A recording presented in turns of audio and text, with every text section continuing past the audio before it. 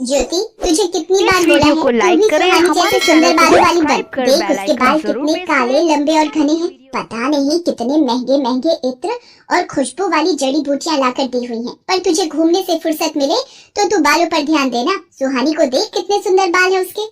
माँ, सुहानी के बाल बचपन से ही बहुत सुंदर हैं। मेरे बाल उसके जैसे नहीं है तो इसमें मेरी क्या गलती है?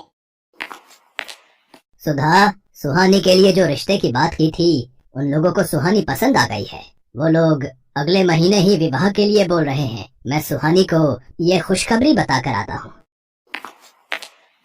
पिताजी, मैं आपको छोड़कर कहीं नहीं जाऊंगी। मुझे कोई विवाह नहीं करना। नहीं सुहानी बेटिया, हर कन्या के पिता को ये आस होती है कि उसकी पुत्री विवाह करके सकुशल अपनी ससुराल जाए। और फिर धर्मचंद जी जाने माने व्यापारी हैं, तो उनके पुत्र के साथ बहुत खुश रहेगी। और फिर सुहानी की शादी धर्मचंद जी के बेटे सुमेर चंद के साथ हो जाती है। सुहानी को अच्छा और पैसे वाला घर मिलता देख सुधा जलन से भर जाती है। मेरी पुत्री ज्योति का रिश्ता भी तो इतने बड़े सेठ के घर हो सकता था, पर इस सुहानी की वजह से ये संभव नहीं हो पाया। मैं भी देखती हूँ इसका विवाह इतने बड़े घराने में कैसे होता है। मेरी ये दवाई अपना असर दिखा देगी। सुहानी, जाओ जल्दी से स्नान कर लो, फिर विवाह के लिए तैयार भी होना है। हे भगवान, मेरे बाल कहाँ गए?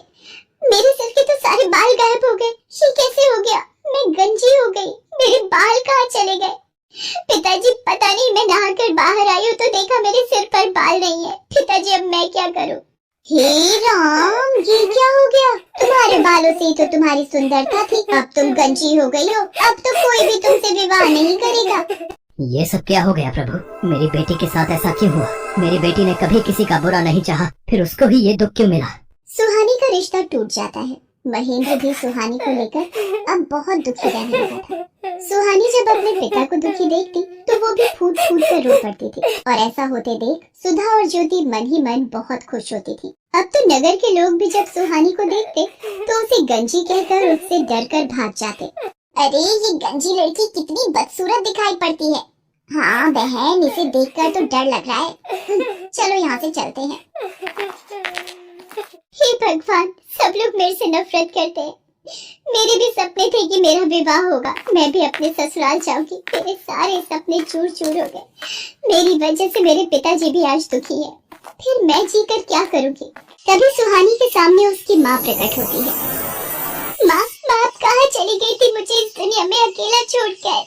मैं तुम्हारी मदद के लिए धरती पर आई हूँ। तुम बहुत अच्छी लड़की हो। अब तुम्हें निराश होने की आवश्यकता नहीं है। मैं तुम्हें ऐसे बाल दूंगी जिन्हें देखकर लोग तुम्हें कभी नहीं भूल पाएंगे। मैं तुम्हें सोने चांदी के बाल प्रदान करूंगी। जैसे ही सुहानी की माँ सुहानी के सिर पर हाथ फेरती है, सुहानी के सिर पर सोने चांदी के बाल आ जाते हैं। सोने चांदी के सुनहरे चमकते बाल सुहानी की खूबसूरती को और बढ़ा रहे थे। माँ, ये सोने चांदी के बाल तो बहुत खूबसूरत है। आपका बहुत बहुत धन्यवाद। आपने मुझे फिर से सुंदर बना दिया। आपने मेरी सारी परेशानी दूर कर दी। खुशी खुशी अपने घर जाओ सुहानी। अब कभी भी उदास नहीं होना। मेरा आशीर्वाद सदैव तुम्हारे साथ है। सुहानी खुशी खुशी घर की ओर चल पड़ती है। तभी रास्ते में नगर के राजकुमार की सवारी जा रही थी, इसलिए रास्ते पर चलते लोगों को कुछ देर के लिए रुकने के लिए कहा जाता है। नगर के राजकुमार को देखने के लिए कितनी भीड़ लग गई है। भीड़ में से निकलने की कोशिश करती हूँ। ये सोने चांदी के बाल वाली लड़की, अरे भीड़ में इसका चेहरा दिखाई नहीं पड़ रहा। कितने सुंदर बाल हैं इसके, कहाँ गायब हो गई? हम रथ से उतर कर भी नहीं जा सकते। ओहो, कितने सुंदर बाल थे उसके। वो तो खुद भी कितनी खूबसूरत होगी। सुहानी घर पहुँचती है। मैं अपने बालों को इस दुपट्टे से ढक लेती हूँ, नहीं तो माँ ढेरों सवाल पूछ लेंगी। मैंने इसकी ऐसी हालत कर दी है कि इसे अपने गंजे सिर को छुपाना पड़ता है। माँ, तुमने बहुत सही किया इस सुहानी के बाल गायब करके। सुहानी अपने कमरे में आ जाती है। उधर राजकुमार सूरज सिंह सुहानी के ही ख्यालों में डूबा हुआ होता है। वो सुहानी को याद करते हुए एक तस्वीर बनाता है। राजकुमार सूरज सिंह, आपके स्वयंवर की सारी तैयारियां हो गई हैं। दूर दूर से राजकुमारियों के लिए संदेश भिजवाया गया है। पर ये तुम क्या बना रहे हो? बिना चेहरे की तस्वीर? पिताजी, ये तस्वीर उस लड़की की है जिसके सोने चांदी के बाल हैं, और मैंने निश्चय किया है कि मैं इसी लड़की से विवाह करूंगा। बस मुझे उसे ढूंढना है, और वो कहाँ मिलेगी मैं यही सोच रहा हूँ। पुत्र, सोने चांदी के बाल वाली लड़की सिर्फ कहानियों में होती है। तुम ऐसी लड़की कहाँ ढूंढोगे? ये जिद छोड़ दो। पिताजी, चाहे मुझे पूरे नगर में ऐलान ही क्यों ना करवाना पड़े, मुझे सोने चांदी के बाल वाली लड़की ढूंढनी है, और जिस लड़की के भी बाल सोने चांदी के होंगे मैं उसी से विवाह करूंगा। सेनापति जी, नगर में ढिंढोरा पिटवा दिया जाए, जिस लड़की के भी बाल सोने चांदी के हैं हम उसी लड़की से विवाह करेंगे। राजकुमार के कहने पर नगर में ढिंढोरा पिटवा दिया जाता है। क्या राजकुमार सूरज सिंह उस लड़की से विवाह करेंगे जिसके बाल सोने चांदी के होंगे?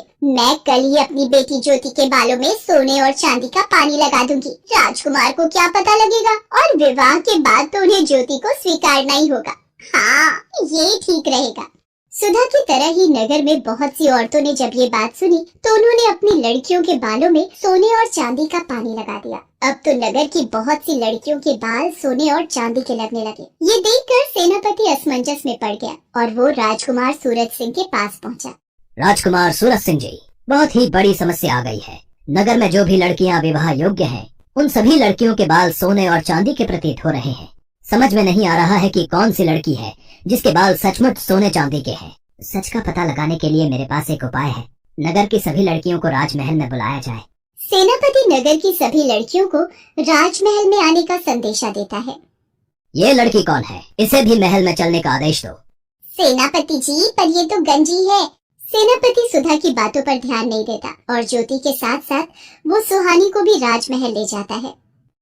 आप सबको मैंने इसलिए आमंत्रित किया है कि मैं अपने लिए उचित वधू ढूंढ सकूं, पर आप सबने ही अपने बाल सोने और चांदी के कर लिए। अब एक एक करके सभी कन्याएं इस फव्वारे के नीचे खड़ी होंगी और बालों की सच्चाई सामने आ जाएगी। ये क्या हो रहा है? अब तो ज्योति की सच्चाई राजकुमार के सामने आ जाएगी कि इसके बालों में सोने चांदी का पानी चढ़ा हुआ है। एक एक करके सभी लड़कियां फव्वारे के नीचे खड़ी होती हैं और उनके बाल धुलकर पहले जैसे हो जाते हैं। बस ये आखिरी लड़की रह गई है राजकुमार, इसे भी फव्वारे के नीचे खड़ा करना है।